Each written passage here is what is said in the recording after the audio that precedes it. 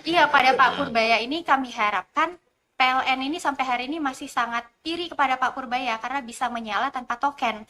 Jadi tolong itu diteruskan. Sudah ada kabar baik dari Pak Menteri Keuangan, bahwasannya mungkin nanti ada penambahan kepada daerah, itu yang sangat ditunggu-tunggu dari rapat kita kali ini. Namun Pak, ada sedikit yang saya ingin sampaikan terkait dengan TKD yang dikembalikan kepada Pulau Sumatera pasca dari bencana kemarin itu Pak.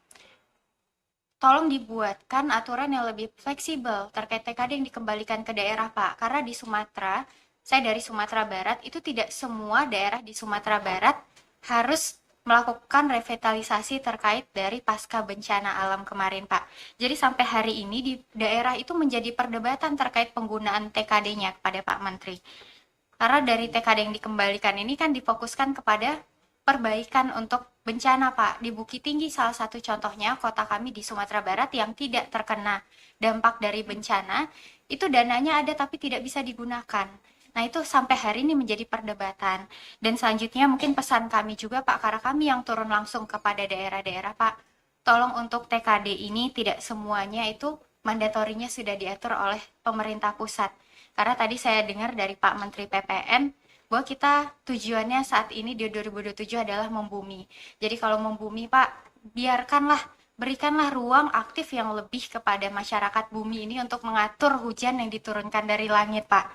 Jadi jangan bidadari dari kayangan terus yang mengaturnya, Pak.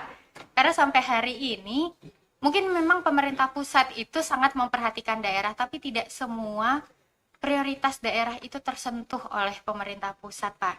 Sampai hari ini masih banyak sekali itu bagian-bagian vital di daerah itu yang ingin dibangun oleh pimpinan daerahnya, tetapi tidak bisa karena ada pemotongan anggaran, sudahlah dipotong, anggarannya sudah ada mandat-mandat khusus penggunaannya. Jadi tolonglah Pak berikan juga kepercayaan kepada daerah sehingga daerah ada peningkatan ekonominya. Dengan adanya peningkatan ekonomi di daerah, kita harapkan juga peningkatan ekonomi di negara kita juga lebih maju. Dan sampai hari ini kami wakil dari milenial dan Gen Z masih sangat mempercayai Bapak, Pak. Iya, pada Pak Purbaya ini kami harapkan PLN ini sampai hari ini masih sangat iri kepada Pak Purbaya karena bisa menyala tanpa token. Jadi tolong itu diteruskan. Dan sekali lagi Pak, ini pesan dari kami DPD yang mewakili daerah, berikanlah kepercayaan kepada pimpinan-pimpinan yang ada di daerah, Pak. Mungkin itu yang bisa saya sampaikan. Bila Taufik Walhidayah. Assalamualaikum warahmatullahi wabarakatuh. Menteri Kepala Bappenas, Bapak Wakil Kepala BPS, beserta jajaran yang hadir di kesempatan siang hari ini. Saya punya 3 pertanyaan kepada masing-masing stakeholder. Yang pertama kepada Menteri Keuangan yang saya hormati.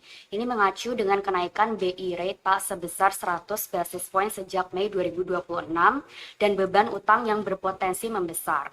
Yang ingin saya tanyakan, bagaimana Kementerian Keuangan menjamin defisit APBN 2027 tetap berada di batas 3% PDB sebagaimana disampaikan pada PPT halaman 8, sembari membiayai 60 program kerja prioritas nasional. Langkah konkret apa yang akan disiapkan Kemenq untuk memitigasi risiko fiskal daerah akibat pelemahan rupiah terhadap belanja modal berbasis impor, terutama pada proyek strategis DIY seperti Tol Jogja-Bawen dan kawasan Aerotropolis YIA. Tadi mungkin sudah dibahas di slide 15, ada KBDBH, ada small scale PPI, tapi saya ingin mendapat gambaran lebih lanjut terkait dengan langkah-langkah mitigasinya. Lalu yang kedua kepada Menteri PPN Kepala Bappenas. Izin Pak, mungkin target pertumbuhan ekonomi nasional 2027 tadi ditetapkan 6,3% hingga 7,5% sebagai jembatan menuju 8% di tahun 2029.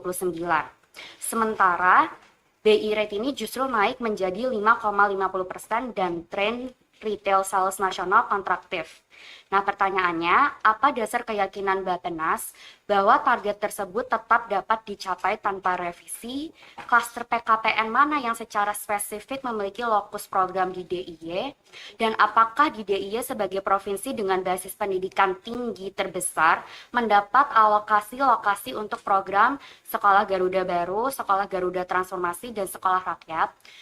Lalu tambahannya, mohon Pak dijelaskan juga keterkaitan klaster hilirisasi dan industrialisasi, khususnya pengembangan ekosistem kedirgantaraan dengan kawasan Bandara YIA dan rencana Aerotropolis Kulon Progo.